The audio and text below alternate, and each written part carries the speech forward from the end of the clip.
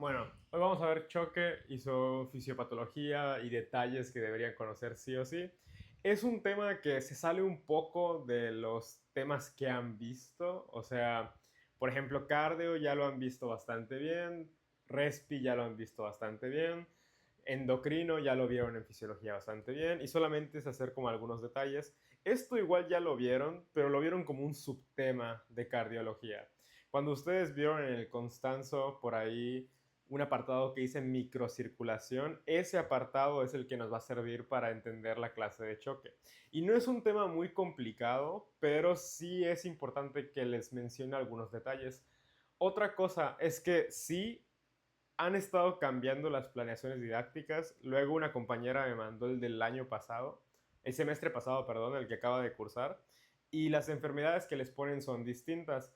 ¿Qué quiere decir eso? Que, por ejemplo, puede ser que en cardio los temas que vimos en la clase del sábado no sean los que al final vean en su semestre.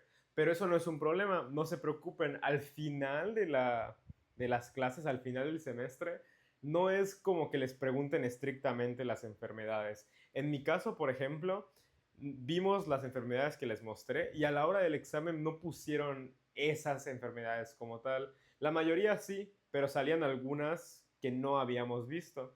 Porque la idea no es que te sepas de memoria las enfermedades, sino que sepas los mecanismos y puedas hacer como esa comprensión de la fisiopato. No es como que te pregunten detalles muy específicos de la neumonía, no es como que te pregunten detalles muy específicos de la insuficiencia cardíaca, sino que te preguntan cómo funciona la fisiología en general. Así que, como tal, si les llegan a decir algo, perdón, si les llegan a decir algo sobre otras enfermedades, no se preocupen, al final ustedes lo van a poder sacar y todo lo que ustedes vean va a salir bien porque lo importante es entender la fisiología. Por lo tanto, para la clase de hoy habían tres tipos de choque que les pedían en mi planeación didáctica, pero decidí mostrarles los choques que existen para que así cualquiera que les aparezca puedan entenderlos y puedan atacar de la forma que les aparezca. Entonces hoy vamos a hacer una revisión de todos los tipos de choque, no nos vamos a clavar demasiado, no se preocupen, pero sí vamos a sacar los signos y síntomas y los detalles que ustedes deberían de saber del choque. Bueno, una vez dicho eso, tenemos que partir con la fisiología. Todo lo que está aquí en el centro es la fisiología y lo que está a la periferia, a los alrededores, es la diferente fisiopato que vamos a encontrar. Primero, en la fisiología es muy fácil lo que tenemos que recordar, muy sencillo. Primer detalle, ¿qué tenemos que recordar, Julián? Que el flujo de sangre funciona dependiendo de las presiones. Así como hemos visto en el tema de presión arterial o hipertensión, o así cuando vimos en respiratorio el flujo de aire, todos los flujos funcionan por una presión.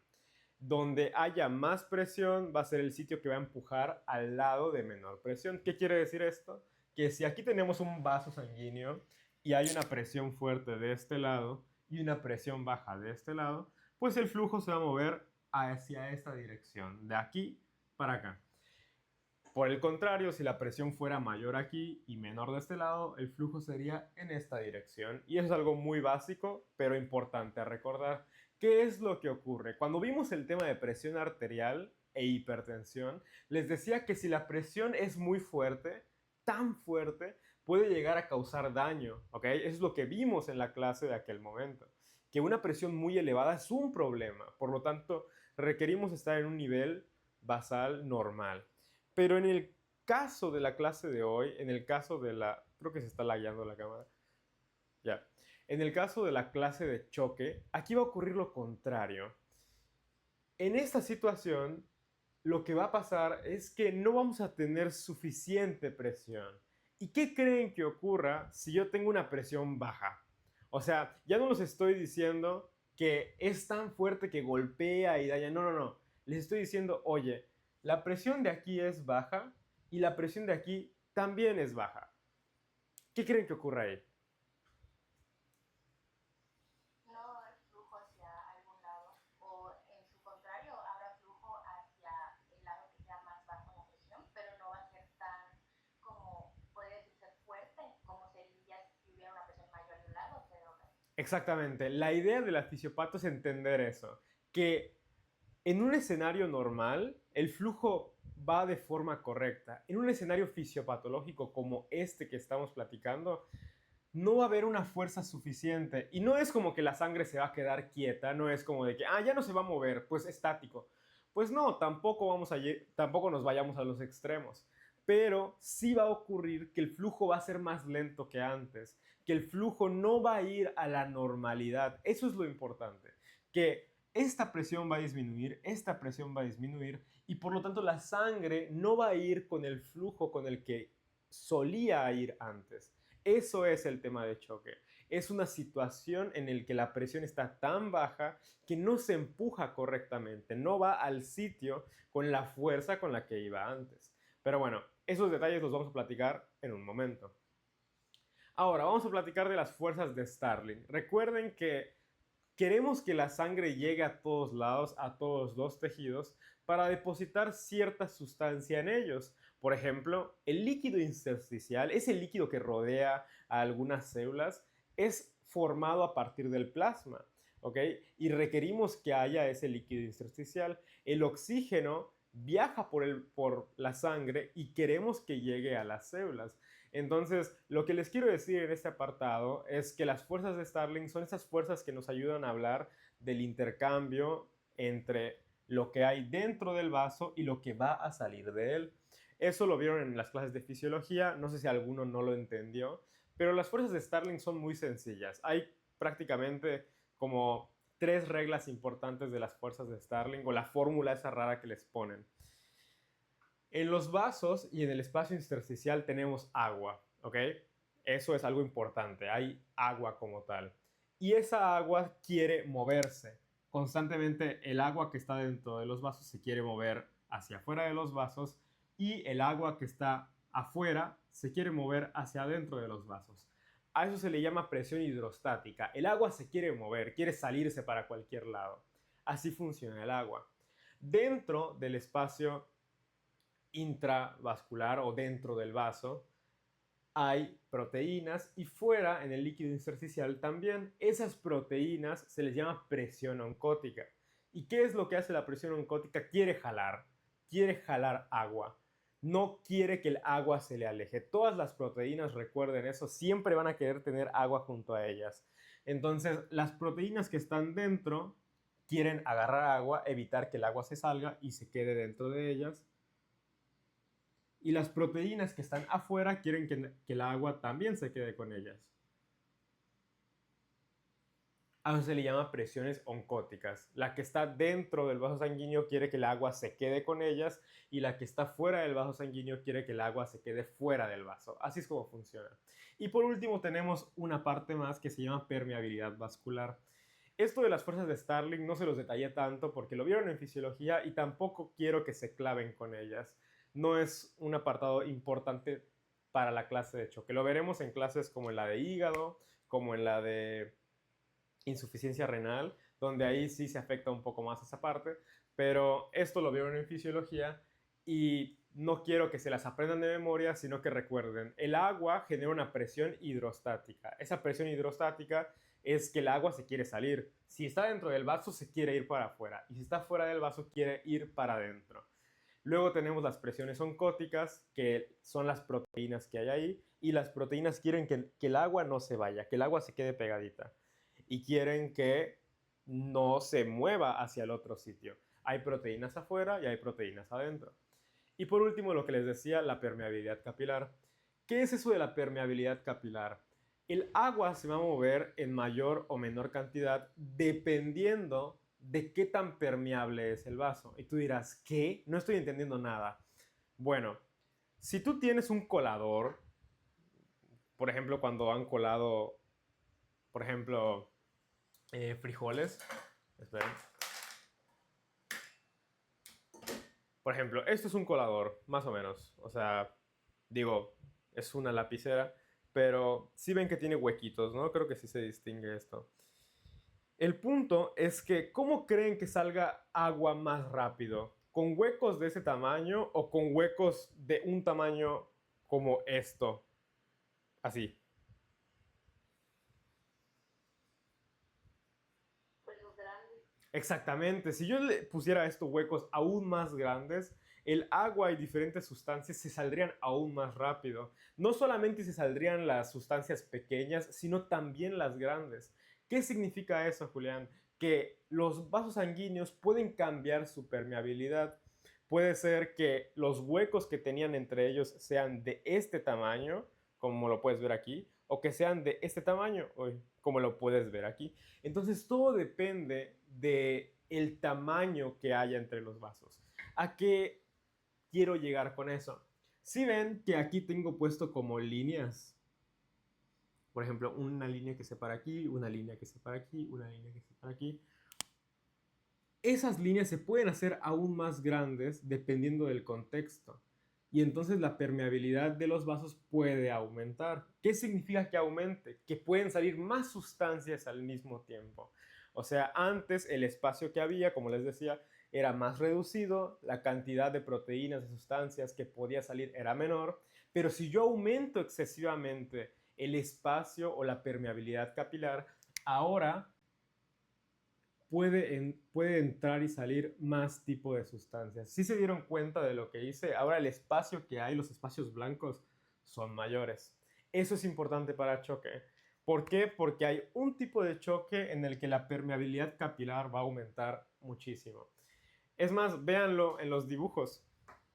Aquí el espacio blanco es muy pequeñito, el espacio blanco que hay entre cada célula es muy pequeñito, el espacio blanco que hay entre cada célula es muy pequeñito. Y en este de aquí, no sé si se dan cuenta, vean el dibujo, me voy a quitar del plano para que lo puedan ver, pero si se dan cuenta de los 4 tipos de dibujos, en este de acá es el único donde el espacio se ve aumentado. Espero que se entienda con el dibujo, si no lo entienden ahorita lo vamos a ver, pero ese espacio, ese aumento de la permeabilidad va a ser importante. Entonces, nada más para condensar lo que estamos viendo, tenemos fuerzas de Starling, que las vieron en fisiología, y tenemos la permeabilidad que tiene cada vaso. Esas son como las reglas básicas. Pero bueno, ¿alguien tiene dudas con eso? ¿Alguien que quiera clavarse más con eso? No es algo excesivamente importante para entender choque, pero se los ponen en su planeación y por eso había que hablar de ellos. Pero no es el centro de esto, por eso no estoy así como que, oigan, apréndanselo. Bueno, lo que sí es el centro de esto es lo que va a continuación. Les decía, muy importante, el estado de choque es un estado de hipotensión, de presión baja, en el que la sangre no se puede empujar con la fuerza suficiente hacia todos los tejidos. ¿Qué quiere decir eso? Que la sangre que debería salir de mi corazón no llega con la fuerza adecuada, con la fuerza suficiente a mis riñones, a mi cerebro, a mi piel, a mis diferentes órganos y tejidos de mi cuerpo. Eso es el estado de choque. Cuando hay una respuesta inflamatoria, por ejemplo, esto es importante para un tipo de choque en particular. Cuando hay una respuesta inflamatoria, por ejemplo, una bacteria en la piel, ¿alguien sabe qué es lo que ocurre cuando ocurre algo de este estilo? Te golpean y hay una respuesta inflamatoria en esta región, o tienes una bacteria o una alergia que se siente en esta región. ¿Qué ocurre en ese sitio? ¿Alguien sabe qué es lo que pasa con las células, con la sangre? ¿Qué cambia ahí? Pues en respuesta inflamatoria se hacen más permeables los tejidos. Ok, ¿para qué?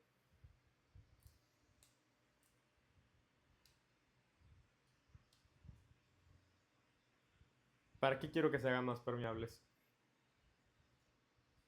Para que puedan pasar mejor, pues en este caso, por ejemplo, las células que son del sistema inmunitario, también está para que puedan distribuirse mejor los químicos que se liberan, creo que eran las proteínas y no me acuerdo, creo que las quimiosinas también. Las quimiosinas, las citoquinas, etcétera, etcétera. Bien dicho. Ok, vean nuevamente este vaso. Lo estoy volviendo a dejar como lo tenía antes. De esta manera no está tan permeable. Y véanlo de ese modo. Si todo funcionara de forma normal, la sangre se movería de esta región a esta región porque la presión aquí es más grande. Supongamos que aquí aparece una bacteria y empieza a causar ciertos desórdenes, se pone toda loca, manda ciertas señales. Y bueno, hay una bacteria en esa región. ¿Cuál es la respuesta inflamatoria normal? Primero, este vaso se dilata, ocurre una vasodilatación para que llegue aún más sangre que antes, porque requerimos que llegue sangre a esa región. Eso es uno. En una respuesta inflamatoria, ¿qué ocurre? Apunten, vasodilatación para que llegue más sangre y aumenta la permeabilidad capilar, eso que acaba de decir la compañera.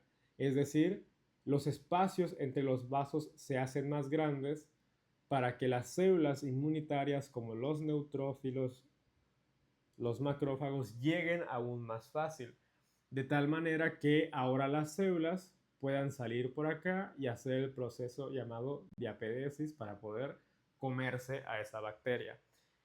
Cuando hay una respuesta inflamatoria, por ejemplo, en tu brazo, por ejemplo, en tu estómago, en el intestino, donde sea, ocurre vasodilatación más aumento de la permeabilidad. Recuerden eso para cualquier tema de fisiopato donde haya una inflamación, una respuesta inflamatoria, porque es regla. ¿Qué significa?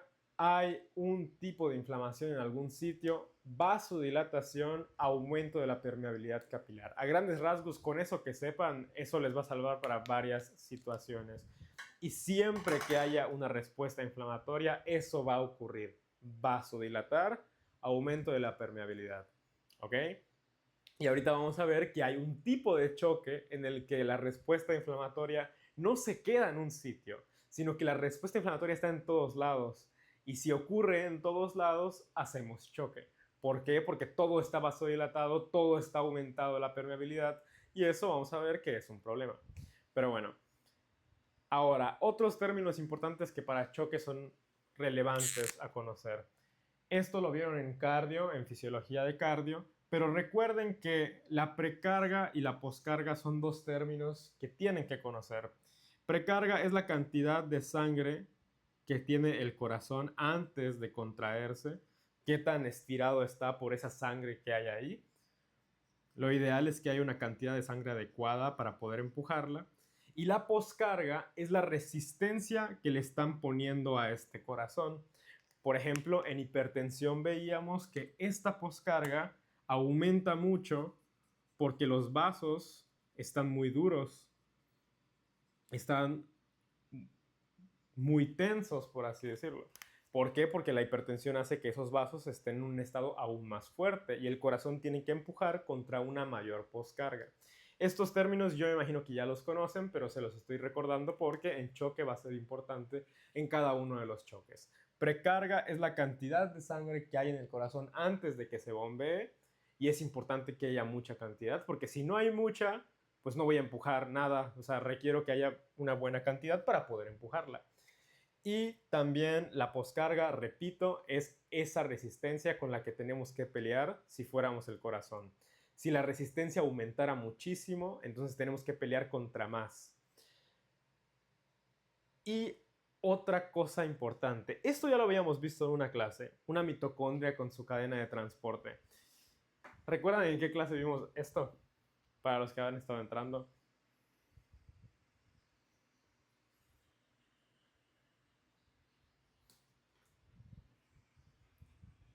Ok, esto lo vimos en respiratorio. Y lo vimos en respiratorio porque les decía, oye, si por algún motivo no logro llevar oxígeno porque no estoy respirando bien y mi sangre no tiene oxígeno, ¿qué ocurre con esta cadena de transporte si no tengo oxígeno ahí? Porque no estoy respirando bien, por ejemplo.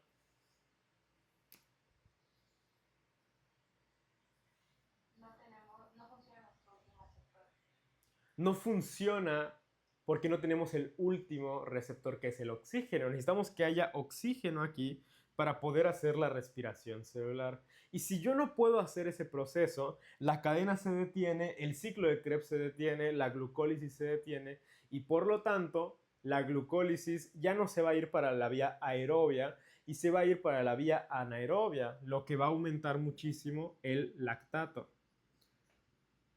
En respiratorio decíamos que no va a llegar oxígeno a las células porque no hay oxígeno en sangre. No estamos logrando meter oxígeno al respirar. Aquí en choque sí estamos respirando bien, sí estamos metiendo oxígeno a la sangre, el sistema respiratorio funciona, pero ¿por qué las células no tienen oxígeno? Si sí estoy respirando bien.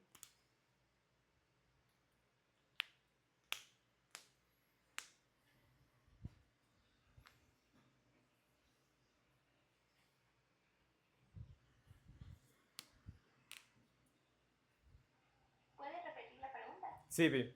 Lo que les decía es, en la insuficiencia respiratoria vimos que a los tejidos no les llega oxígeno porque no puedo respirar bien, porque respiro y tengo un problema respiratorio y no puedo agarrar oxígeno. Entonces mi sangre no tiene oxígeno y por lo tanto mis células se empiezan a hacer hipoxia, ¿no? Lo que les estoy diciendo es que en choque va a ocurrir algo parecido. En choque las células van a hacer hipoxia, se van a quedar sin oxígeno, pero si yo checo los pulmones de esa persona con choque, sus pulmones funcionan bien, está respirando bien, a su sangre sí está entrando oxígeno. ¿Cuál es el problema aquí? ¿Por qué están haciendo hipoxia en sus células? Porque la sangre... perdón. A ver, Frida, dime, vi que abriste el micro. Sí, porque no hay la suficiente, no hay el volumen suficiente de sangre, entonces puede que no les llegue suficiente. También puede ser que no les llegue porque se tapó alguna arteria o algo así. Entonces es porque no les llega la sangre suficiente. Porque la sangre no está llegando de forma suficiente. Entonces ya vieron que dos fenómenos distintos pueden llevar al mismo resultado. El mensaje aquí es que yo puedo empezar a hacer lactato e hipoxia en los tejidos porque no tengo un buen sistema respiratorio que meta oxígeno, o puede ser que mi sistema respiratorio funcione bien, pero no tenga la capacidad para empujar la sangre. En choque, el problema es que no logro llevar la sangre a los diferentes tejidos y por eso hago hipoxia. Pero si yo checo una gasometría de esa persona, voy a ver que su oxígeno está bien. Voy a ver que sí está respirando de forma adecuada. Solamente que la sangre no llega al destino porque no hay la fuerza para llevarlo. Eso es lo que va a ocurrir en choque. Va a haber lactato aumentado en diferentes tejidos. Lactato, como les decía, significa hipoxia celular. Y el lactato es ácido y me va a llevar a un estado de acidosis metabólica. En estado de choque hay acidosis metabólica por el lactato que se está produciendo. Algo adicional a este apartado es que hay acidosis, el pH baja y las células que están por ahí tienen o empiezan a sufrir apoptosis, algunas hacen isquemia y luego necrosis, etcétera, etcétera. El punto es que empiezan a morirse células y dentro de las células hay lisosomas que tienen... Imagínense que el lisosoma es como un basurero, yo imagino que eso ya se los han dicho a lo largo de la historia, pero es un basurero que tiene muchas especies reactivas de oxígeno. ¿Qué son las especies reactivas de oxígeno? Son formas, por así decirlo, como mutadas del oxígeno. El oxígeno normal que nosotros conocemos en un estado diferente, como no sé si han visto el superóxido, el hipoclorito de no sé qué. Bueno, esos nombres raros son formas mutadas del oxígeno. ¿Y qué tiene de importante esos radicales de oxígeno o esas especies reactivas de oxígeno? Que como su nombre lo indica, reaccionan, por eso se llaman especies reactivas de oxígeno. Y por ejemplo, si tú a ese lisosoma le metes allá adentro una bacteria o algo o alguna proteína o algo, las especies reactivas de oxígeno reaccionan rápidamente y la destruyen, lo incineran. ¿Qué es lo que pasa? Que si esas especies reactivas de oxígeno, cuando la célula muere, se vierten, se liberan y salen por ahí, empiezan a reaccionar con células que estaban cerca, con células que estaban a los alrededores. ¿Y qué creen que ocurra si esas especies reactivas de oxígeno empiezan a reaccionar con células de alrededor?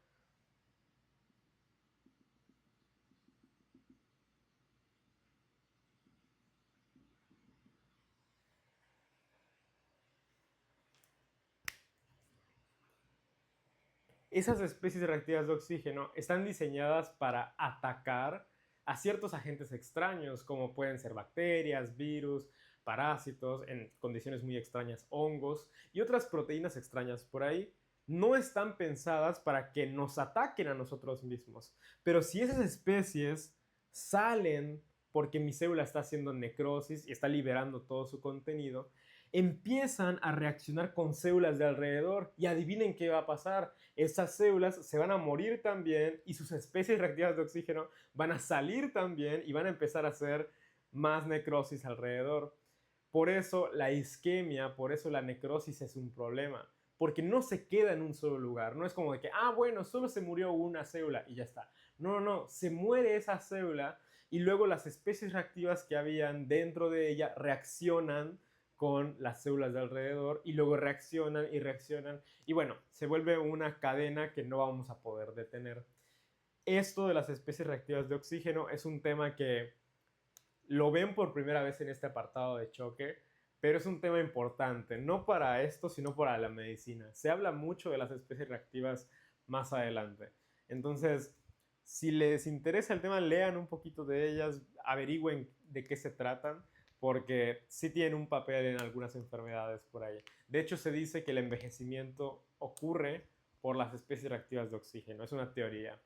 Pero bueno, ahí se los dejo por si lo quieren revisar. Para choque lo importante es decirles eso, que si se afecta a un tejido, no se va a quedar el problema ahí porque va a seguir afectando a lo que está alrededor. Por eso es importante entender que en choque queremos evitar que el choque avance, porque si avanza muere más tejido, muere más tejido, muere más tejido, hasta llegar al final. Una especie reactiva de oxígeno que funciona diferente al resto, es la única que juega diferente, es el óxido nítrico. El óxido nítrico es una especie reactiva de oxígeno, es una forma mutada del oxígeno, por así decirlo, pero su función no es tanto de atacar ni de incinerar ciertas proteínas o sustancias. ¿Alguien se acuerda qué hacía el óxido nítrico? ¿Para qué sirve esa cosa de ahí? Era un dilatador. Es un vasodilatador, su función es diferente. Vamos a ver que la única especie reactiva de oxígeno que participa en todos los choques en algún momento es el óxido nítrico. En todos los choques, en algún momento de la historia, va a aparecer óxido nítrico en cada una de ellas. Va a aparecer óxido nítrico en este, va a aparecer óxido nítrico en este. Es el único reactante de oxígeno que está en todos los choques. Las demás especies reactivas de oxígeno, no necesariamente participan mucho. Participan sobre todo en los que hay respuesta inflamatoria, en los que hay un ataque de bacterias, un ataque de, de alergia, de anafilaxia, etcétera, etcétera. Pero en los otros choques no participan tanto porque la respuesta no es tan intensa. En los choques donde sí hay una respuesta inflamatoria, como les decía, séptico, anafiláctico, y sí hay una respuesta ahí, bueno, en esos sí participa un poco más las otras especies como el superóxido, hipoclorito, etcétera, etcétera, etcétera. Esto es lo importante de la fisiología, mencionarles que el choque ocurre porque hay una hipotensión, porque no podemos mover sangre de un lado a otro y vamos a ver las diferentes alteraciones que van a ocurrir. El apartado de fisiología de este tema en particular es el que siento que más cosas les dan así como por verlas, porque siento que aquí no participan tanto. En cardio sí era muy importante que veamos fisiología, en presión igual era muy importante, pero en este tema de aquí como que se cuece un poco aparte, se cuece un poco solo. Ahora sí vamos a platicar de él y de sus detalles. ¿Tienen dudas con algo de lo que les dije de la fisiología? Considero que esto es lo único indispensable que deberíamos saber de fisio, porque lo demás va a salir solo. Si no hay ninguna duda, voy a empezar ahora sí a hablar del choque, de sus manifestaciones y qué significa. El estado de choque es un estado de hipotensión severa, un estado de hipotensión importante. No es que, me checaron la presión y sabes qué, tengo 160. O sea, eso no es estado de choque. Es un estado donde tengo mucha hipotensión, tengo números muy bajos de presión arterial y no solo eso, sino que algunos de mis órganos se van a empezar a dañar por el poco flujo de sangre. Como mi presión arterial es baja, no puedo empujar la sangre a los sitios que debería y mis órganos van a empezar a afectarse.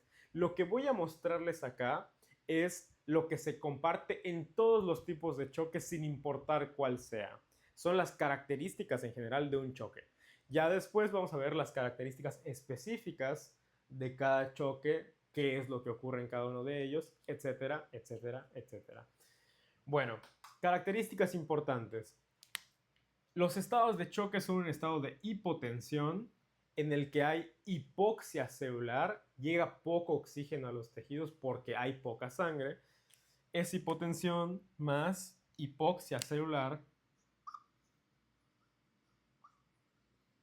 porque no está llegando sangre y daños en diferentes puntos. ¿Cuáles son las manifestaciones clínicas que ustedes pueden notar en un paciente que está entrando al estado de choque? Esto quiero que lo saquemos con lógica, no quiero que lo saquemos como de memoria o algo así, sino que quiero que pensemos para llegar a estas conclusiones. Primero, si tengo hipotensión y hago hipoxia, ¿qué ocurre con el pH? ¿Qué empiezan a hacer mis células? ¿Qué empiezan a producir? Empiezan a producir lactato. ¿Y qué ocurre con el pH? ¿A dónde llegamos? Baja y hacemos acidosis metabólica. Eso es característico de choque. Cuando está empezando el choque puede ser que no haya mucho, pero cuando ya lleva un rato el paciente en ese estado, ya empieza a hacer acidosis metabólica. Eso es lo primero. Ok, ahora, ¿qué ocurre si al sistema nervioso central de mi paciente no le llega sangre de forma adecuada? ¿Cómo creen que se va a ver ese paciente? ¿Va a estar normal, así como, ¿qué onda, chicos? Vamos. ¿Qué creen que ocurra?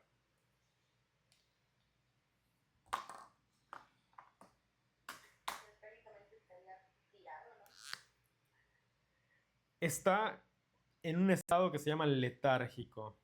Está como lento, como, así como que agarrando la onda, como que...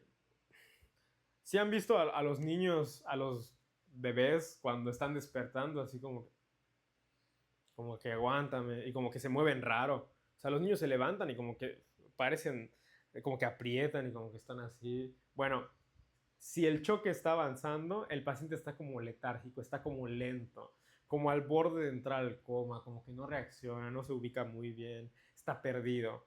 A nivel del sistema nervioso central, eso es lo que ocurre. ¿Cómo afecta en la parte nerviosa? De este modo, el paciente queda como lento, como que no reacciona muy bien a su entorno, etcétera, etcétera. Eso es en la parte sistema nervioso. Nivel renal, ¿qué creen que ocurra con los riñones? ¿De qué se encargan los riñones?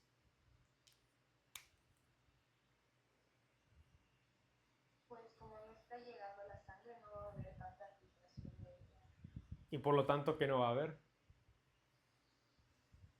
orina. Orina. En el paciente que está en estado de choque, la cantidad de orina disminuye, empiezan a hacer oliguria y en casos muy severos empiezan a hacer anuria. ¿Qué quiere decir eso? Que dejan de orinar. El marcador de qué tan mal o qué tan bien estamos es qué tanto orina un paciente. Si un paciente deja de orinar, eso es peligro. Si el paciente empieza a orinar de poco en poco, un poco más, estamos mejorando. Pero ese es un marcador importante. ¿Qué tanta cantidad de orina está haciendo el paciente? ¿Está aumentando la cantidad de orina? ¿Está disminuyendo la cantidad de orina? Eso va a ser relevante para diferentes escenarios. Pero para choque es un buen pronóstico que el paciente orine más. Si el paciente orina menos, a mí me indica que los riñones no están recibiendo sangre y eso me llama la atención. Y por último, los datos más importantes que tienen que recordar, los datos así súper importantes, son las afectaciones en la piel. ¿Por qué? Porque eso es lo que puedes ver a simple vista. Lo que desde que ves al paciente te vas a dar cuenta de si está en choque o no. ¿Cómo creen que esté la piel de alguien que no le está llegando mucha sangre de forma adecuada? ¿Cómo piensan que se va a ver? Va a estar pálida. ¿Cómo va a estar su temperatura? Va a estar fría, piel pálida, fría. ¿Cómo creen que esté en términos de llenado capilar? ¿Si han hecho el llenado capilar cuando les agarran el dedo así y luego se vuelve a poner rojo rápidamente? Pues sería Llenado capilar disminuido. Llenado capilar disminuido. El llenado capilar se los enseñan en semiología. Pensé, por un momento pensé que ya lo habían visto, pero es cuando les ponen el dedo así, se los aprietan y debería de ponerse blanco y luego rápidamente se vuelve a poner rojito. En las personas que tienen choque, eso no ocurre así. Eso tarda muchísimo. Bueno, no muchísimo, pero tarda como 3 segundos en volver a ponerse rojo otra vez. Y si se dan cuenta, si ustedes lo hacen, pueden hacerlo ustedes mismos y verlo, rápidamente hace el cambio. Normalmente dura un segundo, a lo mucho dos, pero si empieza a durar 3 segundos, 5 segundos, 6 segundos, eso ya indica que, oye, esta persona está mal.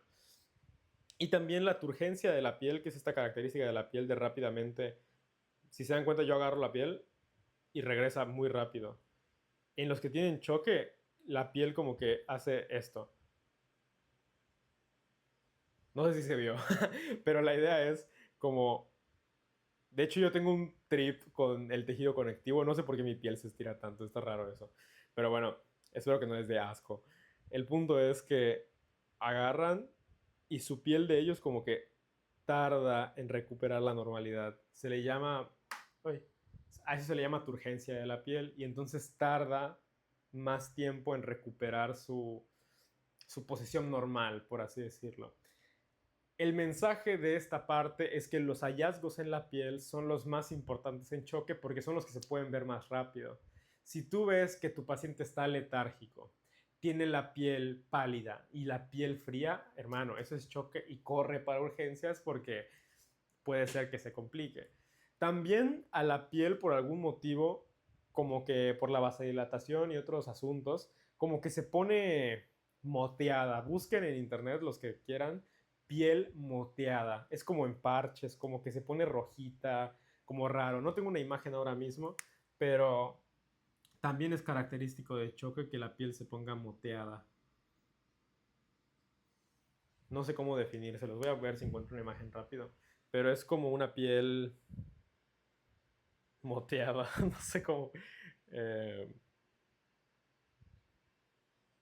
ok, ya encontré una imagen, pero se ve terrible. Bueno, esta es una imagen exageradísima, pero eh, ajá, como pueden ver, como que se pone en parches. Un poco rara. Obviamente, tu paciente puede ser que no esté así, puede ser que no esté tan intenso, pero esas características te hacen pensar en estado de choque. Y hay muchas maneras por las que una persona puede entrar en estado de choque. Muchas maneras en las que su sangre podría no estar llegando a sus tejidos. Si entendemos qué es el choque, todos los tipos van a salir muy fácil. Es una situación en la que por algún motivo la sangre no está llegando a los tejidos. Algo está ocurriendo entre el corazón hasta el tejido. ¿Cuáles son los órganos que van a participar? El corazón puede ser un protagonista porque puede ser que sea su culpa, o los vasos que se encargan de llevar la sangre al destino. Esos son los dos personajes. El problema tiene que estar en alguno de ellos dos, ya sea en los vasos o en el corazón. Pero el choque tiene que estar relacionado a algo de eso. No va a estar relacionado a los riñones, no va a estar relacionado al pulmón, no va a estar relacionado a nada más. Ya sea o corazón, algo antes o durante el corazón, o los vasos sanguíneos. No hay otro lugar donde buscarle. Entonces, de este lado de aquí, los problemas van a ocurrir relacionados a la parte del corazón de algún modo. Y en esta parte de aquí, el problema va a estar enfocado en los vasos o en la cantidad de sangre que hay en los vasos, ¿ok? Ahorita vamos a ver esa parte. Vamos a empezar con el choque. ¿Con cuál podemos empezar? Con el choque cardiogénico. Vamos a empezar con ese. Es muy importante que ustedes identifiquen lo siguiente: la precarga y la poscarga en cada uno de los choques. ¿Por qué es importante, Julián, en el hospital? ¿Es importante para el paciente? No es tan importante para el paciente. A lo mejor para que entiendan el tratamiento un poquito, pero es más que nada importante para el examen, porque en el examen sí les preguntan, el choque hipovolémico es un choque donde la volemia de la sangre está disminuida, no sé qué. ¿Cómo se encuentra la precarga y la poscarga en este tipo de choque? Y tú tienes que decir, en este tipo de choque la precarga se encuentra así y la poscarga se encuentra de esta manera. Entonces, quisiera que ustedes recuerden estos detalles por lógica y no tanto por memoria, porque si no son flechitas para arriba y para abajo que se les pueden olvidar. Pero bueno, me acabo de dar cuenta que los colores no se diferencian en nada. Yo pensé que sí se vería la diferencia y no, no se diferencia. Pero bueno, soy un fracaso con los colores. Primero, choque cardiogénico. Vamos a hablar de los que se relacionan con el corazón de algún motivo, de alguna manera. Recuerden, en todos los choques, sin importar cuál es el que estemos viendo, no va a llegar sangre al tejido. La forma y el motivo va a ser distinto en cada uno de ellos. Primero tenemos el choque cardiogénico. Y aquí, como pueden ver, debajo de cada choque le puse etios, etios, etios, etios. Eso es una abreviación de etiologías. ¿Alguien ya sabe qué significa etiología? Bueno, esto lo van a empezar a ver a partir de ahora. Ahora esta palabra se va a hacer frecuente en sus vocabularios. Etiología significa causas, ¿ok? Por ejemplo, van a ver insuficiencia cardíaca, ya lo vimos. Y ya hablamos de sus etiologías, de sus causas. ¿Qué puede causar la insuficiencia cardíaca? ¿Cuál es una etiología de la insuficiencia? ¿Cuál dirían?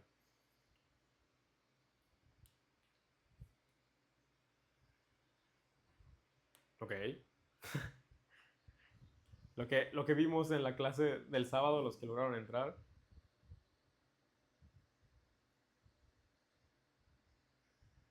¿Cuál podría ser una Era el causa? rozamiento de las paredes de los vehículos. Ajá, pero ¿qué lo causó? ¿Qué causó esa insuficiencia? ¿Cuál fue su causa? ¿Qué otra condición? La presión arterial. Hipertensión. Eso es una etiología de la insuficiencia cardíaca. También les dije, tenía una enfermedad por aquí y les dije, si esta enfermedad se complica y avanza, puede causar también insuficiencia cardíaca. ¿Se acuerdan cuál era esa? No le llega sangre al corazón, el corazón se La daña, isquemia. la cardiopatía isquémica. Entonces, etiologías de la insuficiencia cardíaca son causas de insuficiencia cardíaca, como por ejemplo hipertensión mal controlada por mucho tiempo, cardiopatía isquémica crónica que se mantenga y no se esté tratando, etcétera, etcétera. En cada uno de los choques vamos a ver causas por las que eso podría ocurrir. Entonces, una de las maneras en las que puede ocurrir choque, en las que podría ser que no llegue sangre a los tejidos, es por culpa del corazón. Y a ese choque se le llama choque cardiogénico. ¿Qué enfermedad creen que podría ser causa de choque cardiogénico? Una enfermedad en la que el corazón no funciona.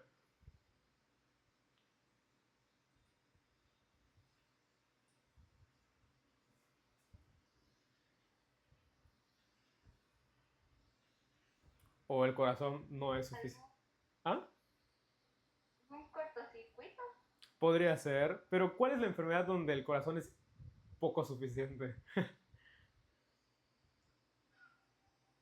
La insuficiencia La cardíaca. insuficiencia cardíaca. Entonces, si ustedes se preguntan, oye Julián, la clase pasada vimos insuficiencia cardíaca, ¿por qué la insuficiencia es un problema?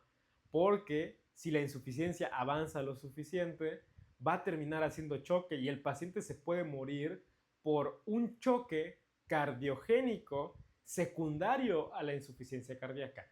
¿Qué? No entendí nada. Sí, sí, sí, si la insuficiencia cardíaca no se trata y la dejas pasar con el tiempo, puede ser que el paciente llegue a estado de choque por no haber tratado esa insuficiencia cardíaca. Y a ese choque se le llama choque cardiogénico, choque generado por problema del corazón.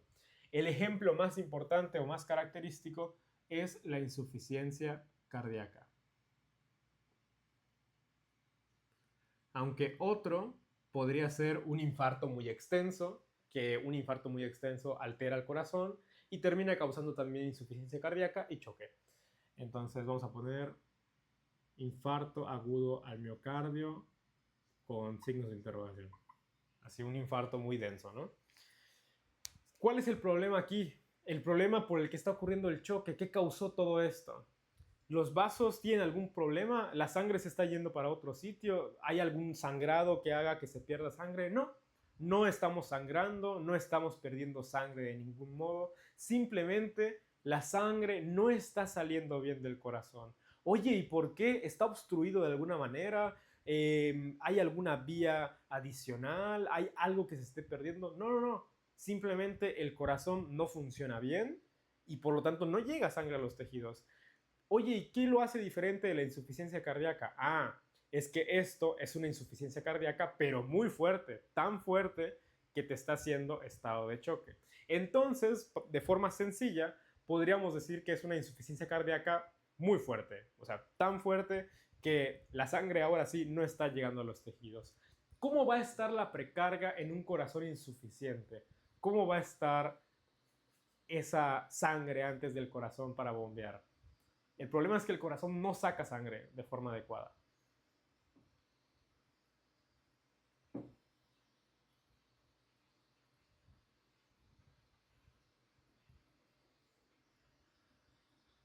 ¿Qué dirían Va a estar ustedes? aumentando. Ok, lo tengo en el dibujo, pero ¿por qué dirías que va a estar aumentada?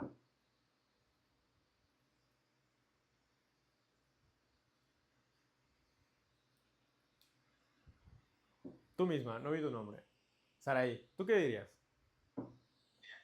Pues yo pensaría que como el flujo de sangre, pues sí, sí está ahí, pero no es tan fuerte como debe de ser, pues la sangre como que cierta sangre no va a salir, pienso yo, o cierta sangre que toda la cantidad de sangre no llega a salir por completo, siento yo. Ajá, o sea, el flujo sigue estando ahí, al corazón le sigue llevando sangre, pero ¿cuál es el problema? Que no sale con la misma fuerza que antes y el flujo es más lento. Que el corazón no puede empujar esa sangre, no sale con la misma fuerza que antes y entonces se estanca. Por eso la precarga ahí está aumentada. ¿Por qué? Porque la sangre está llegando al corazón sí llega, pero una vez que ya está en el ventrículo izquierdo, que ya está listo para salir, no tiene la fuerza para llevarlo a los tejidos. Aquí la permeabilidad capilar está normal, no está aumentada, no está disminuida. ¿Cómo están las resistencias vasculares? ¿Cómo está la poscarga? ¿Alguien tiene idea de cómo va a estar? Esto puede ser que les confunda. Es lo que no me gusta de choque, pero vamos a intentarlo.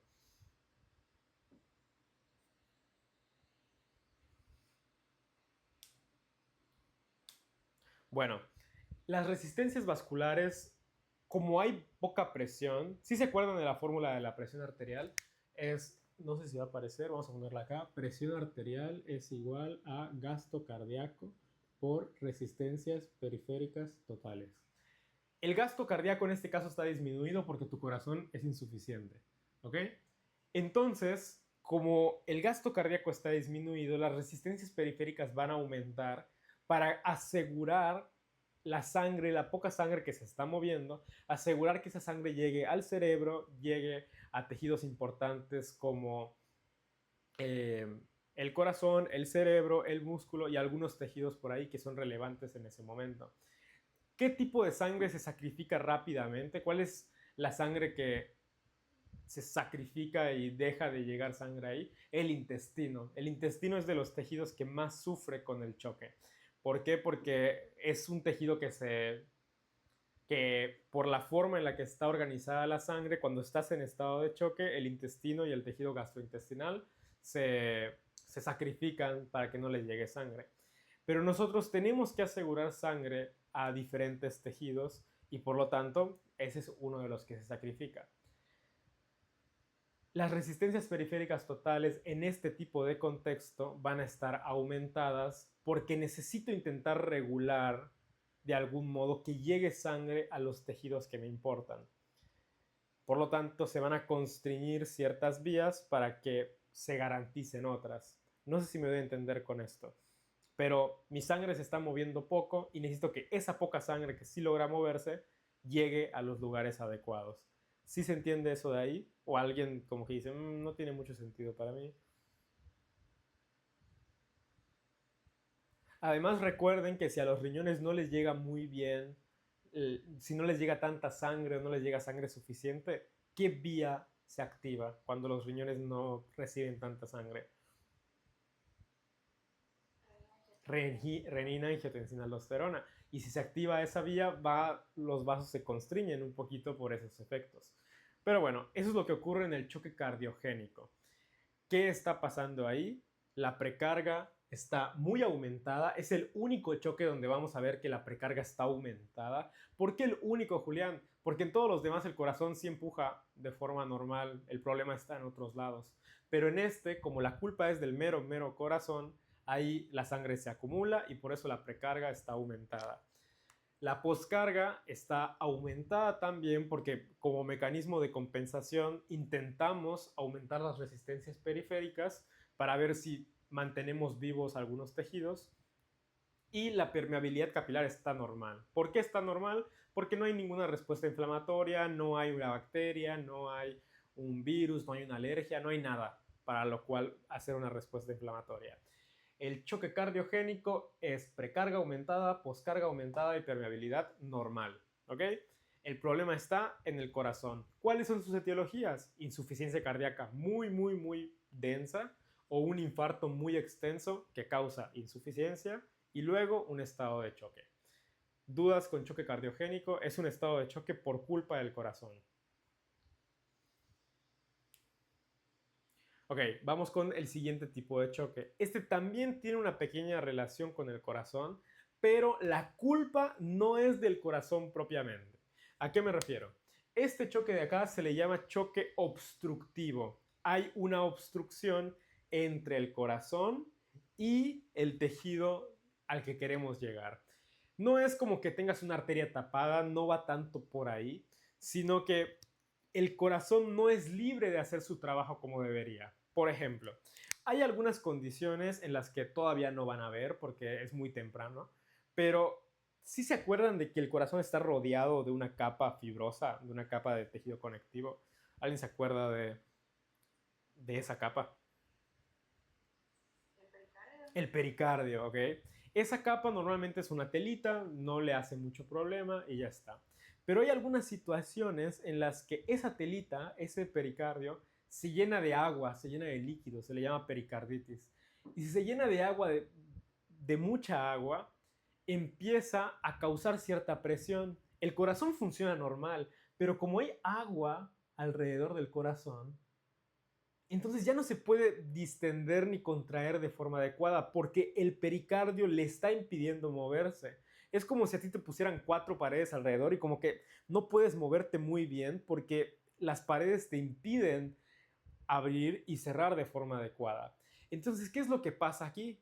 El corazón funciona bien. Si yo le quito esa agua al pericardio, el corazón funciona, pero como está impedido de alguna manera, no puede hacer su chamba. Ese es un ejemplo, pero no es el único. Otro ejemplo es el neumotórax. No sé si han escuchado eso o han visto eso, pero a veces en el tórax se mete aire y ese aire hace presión y nuevamente no permite que el corazón se llene de forma adecuada y tampoco permite que haga su chamba correctamente. Son ejemplos en las que el corazón sí funciona. Si yo saco ese corazón y lo llevo a otro lugar, el corazón funciona a todo dar. El corazón es bueno, no está fallado. Pero aquí podríamos decir que ciertos factores ambientales impiden su tarea. Quiero que distingan esa diferencia porque aquí sí, la culpa sí es del corazón. Él es el culpable, él es el que no funciona bien. Aquí el corazón no puede hacer bien la chamba, pero no por su culpa, no porque él sea malo, no porque él no pueda, sino porque hay un factor externo que le impide hacer ese trabajo. ¿Cuáles son los principales ejemplos de este tipo de choque? No quiero que se los aprendan de memoria, porque creo que este choque nunca lo han preguntado. Es como el más dificilito de los 4. Entonces, hasta donde yo he visto, jamás se los preguntan. Pero nada más para que tengan una idea, es una condición llamada neumotórax. Esto de la pericarditis, donde el pericardio está impidiendo la chamba. Y también puede ocurrir en tromboembolia pulmonar. Tromboembolia pulmonar o también llamada TEP. ¿Por qué puede ocurrir ahí? Porque el corazón derecho tiene un trombo en su arteria pulmonar y no logra llevar sangre al corazón izquierdo, que es el protagonista. Entonces no logra hacer la chamba y ahí podría decirse que sí es una obstrucción real, una verdadera obstrucción. El corazón derecho está obstruido para llevar sangre al izquierdo y entonces el izquierdo no puede llevar la sangre y hacemos choque. Pero en las otras no son obstrucciones literalmente, simplemente se le da ese nombre porque el corazón no puede hacer su chamba por un factor externo. Sé que es raro, diría que es el choque más raro de todos. Cuando yo lo leí en Fisiopato no lo entendí muy bien, fue el único que como que no entiendo. Yo pensaba que era el mismo, el cardiogénico y este, pero no. En el cardiogénico el corazón no funciona, él está fallado, en este el corazón sí funciona, pero por un factor externo no puede hacer su chamba. ¿Cómo está la precarga aquí? La precarga aquí está disminuida. ¿Por qué está disminuida? Porque el corazón sí logra sacar la sangre, no se acumula la precarga y además de que sí logra sacar la sangre, el problema está en que no se puede llenar bien por estos problemas que tiene alrededor y la precarga disminuye. ¿Cómo está la poscarga? La poscarga está aumentada. ¿Por qué? Por lo mismo de hace rato. Si no le llega bien la sangre a los riñones, si no llega bien la sangre, se activa el sistema renina, angiotensina, aldosterona y la poscarga nuevamente está aumentada, intentando salvar ciertos tejidos vitales por encima de otros. ¿Cuál es el tejido que más se sacrifica en el estado de choque? Recuerden, es el tejido gastrointestinal. Ese es el primero que dice, úsame a mí, ya está, ni modo. ¿Ok? Poscarga nuevamente aumentada, pero aquí la precarga tiene una pequeña diferencia, está disminuida. ¿Por qué? Repito, no se está acumulando la sangre como hay. ¿Cómo está la permeabilidad capilar? Normal, no hay cambios en ella, no hay una inflamación, no hay una infección, no hay nada de ese estilo. ¿Ok? ¿Dudas con el choque obstructivo? Bueno, voy a pasar a los otros tipos de choque. Estos tenían algún tipo de relación con el corazón, ya sea porque el corazón sea el culpable o porque alrededor del corazón pasan cosas. Estos no van a tener nada que ver con el corazón, van a tener que ver con la volemia, con la cantidad de sangre que tenemos. Este diría que es el choque más fácil de todos, el choque más fácil de recordar, el choque más fácil de tratar, es el más sencillo y es el choque hipovolémico. Choque en el que tenemos poca cantidad de sangre, poca volemia, es el más sencillo de entender, el primero que te mencionan. ¿Cuál sería la etiología más famosa del choque hipovolémico? ¿Cuál es la que han escuchado, la que han visto? El doctor Pablo dice que es muy fácil conseguir un choque hipovolémico en Canacín, así es como lo menciona. Eh, ¿Por la diarrea? ok, es una muy buena, pero no es la más característica, así la más fácil de recordar. Hay una más, más emblemática que tiene que ver con apuñaladas. ¿Hemorrágica? Hemorragia. Es el choque hipovolémico por excelencia, el choque hemorrágico. Hemorragia o también, como dijiste, la diarrea en un grado excesivo, ¿no? O sea, no una diarrea de que, ay, me dio diarrea una vez, hice mal una defecación y ya, no, no, una diarrea densa, ¿no? El más característico, el mayor ejemplo es el hemorrágico y es un escenario, ya sea el hemorrágico, la diarrea, en el que ustedes quieran. El choque hipovolémico es un escenario donde se pierde mucha sangre por algún motivo, puede ser por un sangrado, puede ser por una diarrea marca demonio, puede ser por alguna situación donde se pierda mucho líquido.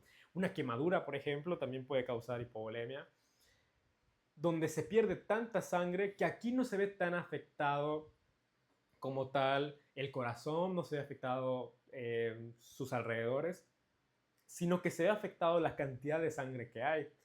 Y por lo tanto, la volemia es menor y si está disminuida, el gasto cardíaco disminuye y no puedo llevar sangre satisfactoriamente a mis tejidos porque no hay. ¿Cómo creen que se corrija esta enfermedad? ¿Cuál creen que sea la manera de tratarla? El problema es que no hay líquidos. Se libera diuréticas. Ah, sí, sí, sí, pero hablo de cómo creen que en el hospital se trata. ¿Qué creen que les den a los pacientes para corregir su falta de líquido? ¿Ah?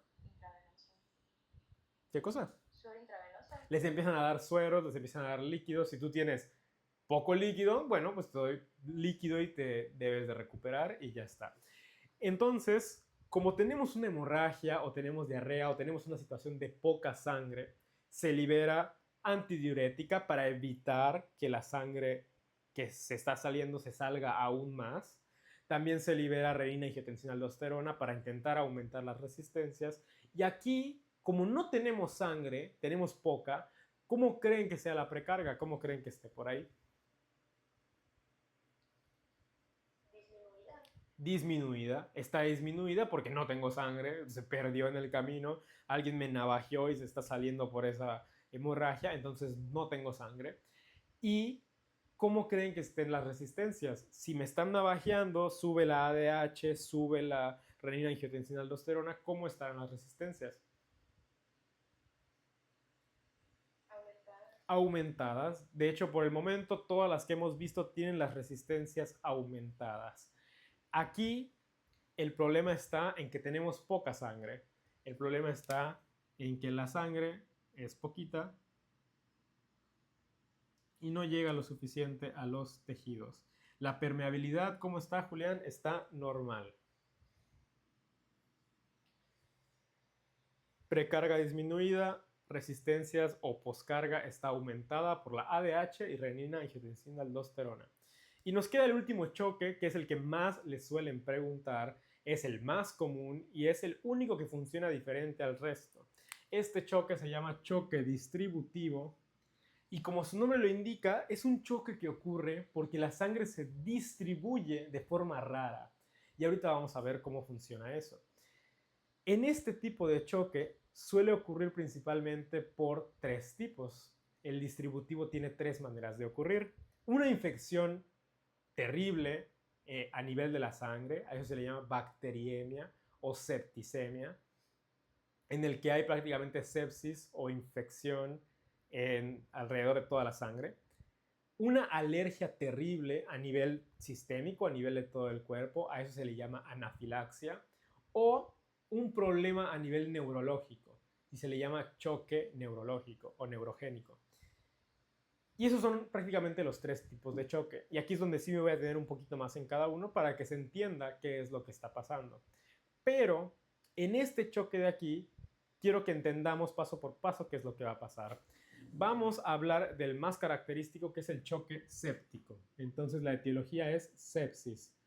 ¿Qué significa sepsis? Como les decía, es una infección a nivel de la sangre, y si la sangre está infectada, todo está infectado. Sangre infectada a nivel de la vía superior, a nivel de la vía inferior, de la extremidad superior, de la extremidad inferior, todo el cuerpo está infectado. ¿Qué es lo que ocurría si estaba infectada una región? Si había una respuesta inflamatoria. ¿Qué pasaba ahí? ¿Cuáles eran los efectos que iba a ocurrir en esa sangre, en esos vasos? Vasodilatación. ¿Y qué otro?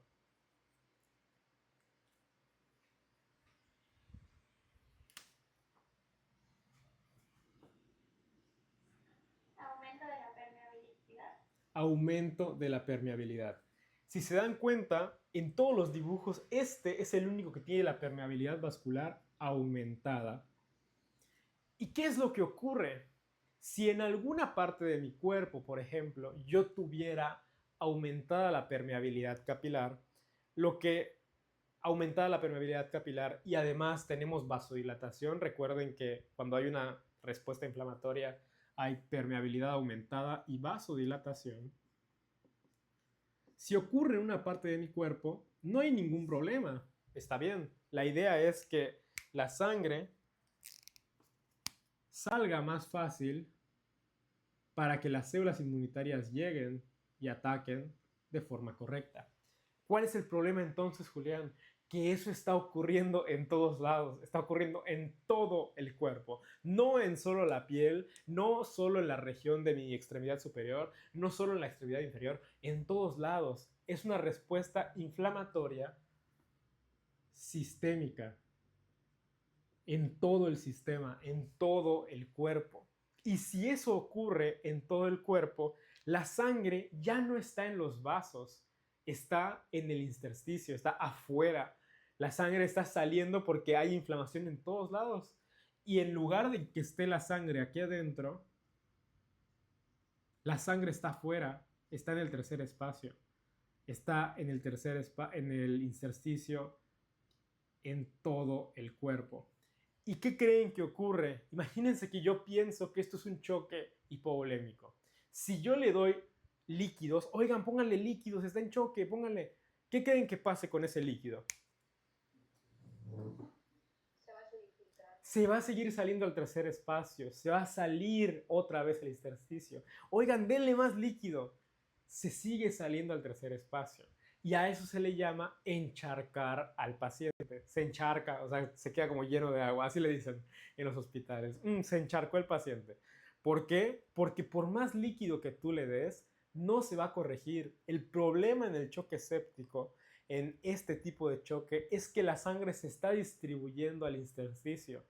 Oye, pero ¿por qué? ¿Por qué sale el intersticio? Porque el cuerpo cree que hay una infección en todos lados, hay vasodilatación severa, aumento de la permeabilidad capilar y el líquido se sale al tercer espacio o al intersticio, como le quieras llamar, y por lo tanto va a haber un choque de tipo distributivo.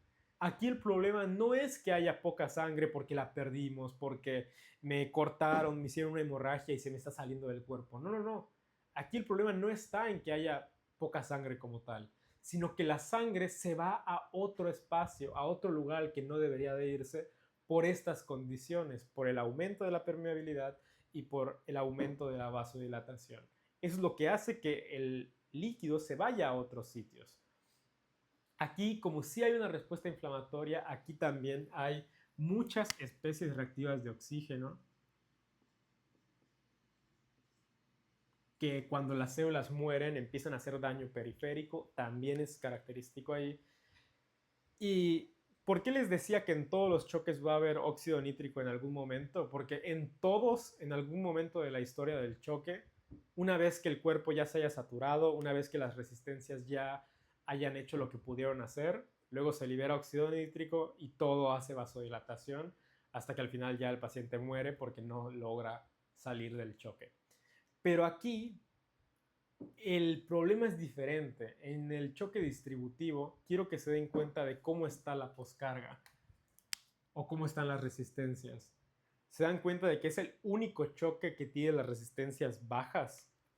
¿Alguien me puede decir por qué o por qué cree que es el choque como todos tienen las resistencias aumentadas? El cardiogénico lo tiene aumentado, el obstructivo también, este otro también, pero el choque distributivo es el único con las resistencias bajas. Porque debido a que la permeabilidad está tan aumentada, ya no hay resistencia del otro lado para la poscarga.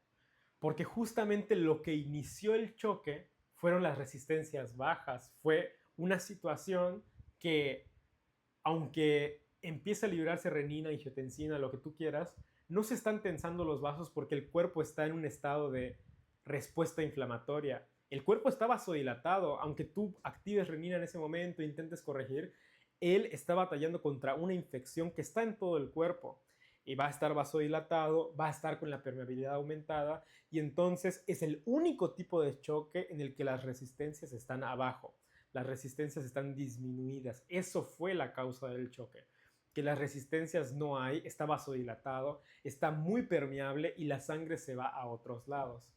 Y si la sangre se está yendo a otros lados, ¿cómo creen que esté la precarga? ¿Creen que ese corazón se llene mucho? ¿Estará muy lleno?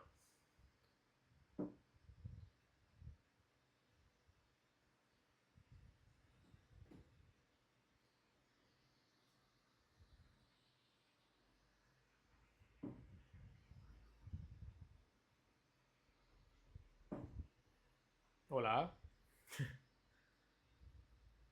¿Cómo estará esa precarga en ese escenario? Igual disminuida. Igual disminuida. Entonces, si se dan cuenta, todos los choques tienen la precarga disminuida menos el cardiogénico. Y todos los choques tienen la resistencia aumentada menos el distributivo que está de este lado. Y así es como podrían recordarlo tal vez. pero preferiría que en lugar de solamente recordarlo como, este es así, recuerden el escenario y traten de llegar por qué está aumentado, por qué está disminuido. Y no se los digo para apréndanselo, sino porque la verdad es que sí se los preguntan y sí es algo que suele ser algo en sus exámenes. Entonces ténganlo en cuenta. Bien, el escenario de sepsis es esto que les acabo de decir por una bacteria, por una infección bacteriana. Se le llama choque séptico. Hay otro escenario en el que ocurre por una respuesta autoinmune, por una alergia, así como los que son alérgicos a los mosquitos bueno, no mosquitos, a las abejas, perdón, que les pica una abeja y hay una respuesta inflamatoria rarísima y autoinmune, así, pero una respuesta excesiva. Esa respuesta excesiva que te puede llevar a choque de forma alérgica se le llama anafilaxia o anafilaxis. El choque anafiláctico funciona igualito que el choque séptico, solo que ahí participa un poquito más algo llamado los mastocitos y la histamina, porque piensan que hay un agente inmunológico importante y empiezan a atacarlo como si fuera un agente extraño. Y entonces aquí no hay una bacteria, o algo real, simplemente hay una alergia muy fuerte y ocurre lo mismo, igualito. En lugar de que el cuerpo piense que hay una infección en todo el cuerpo, piensa que hay una alergia en todo el cuerpo. Y ocurre igualito, el mismo choque. Distributivo, la sangre sale al tercer espacio, es prácticamente lo mismo, solo el estímulo es diferente. En lugar de que sea una bacteria, aquí tenemos a una alergia muy intensa hacia algún estímulo. Pueden ser las nueces, puede ser, como les decía, una abeja, dependiendo de qué sea la persona alérgico, ¿no? O alérgica a estímulo. Y el último, ya para terminar esta clase, es uno que a mí me gusta mucho porque lo aprendí en el hospital con un paciente que ahorita se los voy a contar, pero es el choque neurogénico.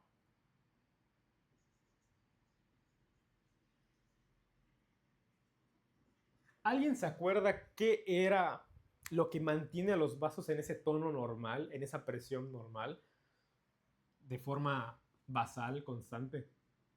En clase de presión se los mencioné más o menos. Nuestro centro vasoconstrictor. Exactamente. ¿Qué sistema? ¿Simpático o parasimpático? Simpático. El sistema simpático. ¿Y te acuerdas el simpático en qué región del cuerpo está? ¿En qué región de la médula?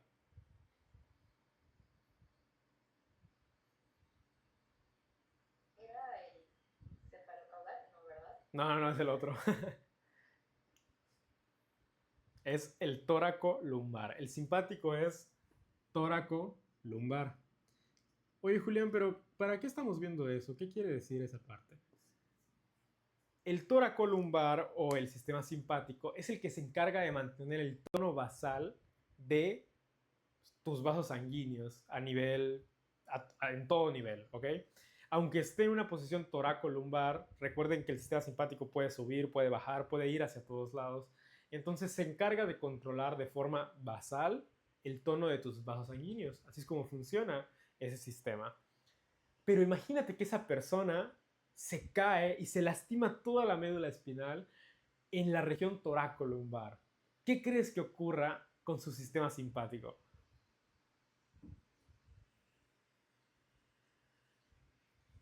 Va a empezar a fallar. El sistema simpático falla y el sistema simpático era el que se encargaba de darle un tono a los vasos sanguíneos. Y si ese sistema está fallando, es como si los vasos dejaran de tener el estímulo para estar contraídos. Antes había un estímulo que los mantenía contraídos y este estímulo ahora desaparece. Entonces los vasos se dilatan y hacen un choque distributivo, pero aquí no hay ninguna inflamación, aquí no hay ninguna infección o alergia, no hay nada que lo esté vasodilatando. Simplemente no hay nervios simpáticos para vasodilatar y eso hace que llegue a un estado de choque. Por los mismos mecanismos, porque está vasodilatado, la sangre se sale, se distribuye por otros sitios, pero justamente esto yo lo aprendí porque había un paciente que estaba en choque neurogénico, y el médico internista estaba regañando porque le estaban dando un chorro de líquidos y aunque sí se corrige así, le estaban dando exceso de líquidos para el choque que tenía. Tenía choque neurogénico, no tenía choque hipovolémico. Y aunque tú le des un chorro de líquidos, va a llegar un punto en el que lo vas a encharcar también porque su problema no está ahí. Él requería que se solucione esa situación. Y entonces nada, me dio mucha risa porque estaban regañando gente y yo solo estaba ahí existiendo y viendo cómo todos eran brutalmente regañados. Eso les va a tocar verlo cuando sean, cuando les toque ir al hospital, que se van a quedar así. Y ya, les va a tocar ser testigos de esas situaciones. Pero bueno, ese es el estado de choque. Es una clase un poco distinta porque es un tema que solo se ve para esta clase, entonces está como un poco aparte. Pero era importante verlo, sí se los preguntan en su examen y lo teníamos que mencionar para el curso de fisiopato. Pienso que es un tema interesante, pero para ese punto del semestre en el que están o este punto de la carrera todavía no está tan chévere. Pero bueno, hay temas más padres que vienen después, hay temas muy bonitos todavía. Y a mí me gusta mucho, como les decía, el renal, el de hígado, el de endocrino. Esos pienso yo son los mejorcitos y son los que siguen. Así que menos mal, ya mero. Y pues nada, gracias por estar. Voy a parar la grabación y si alguien quiere preguntar algo, lo puede hacer con toda confianza.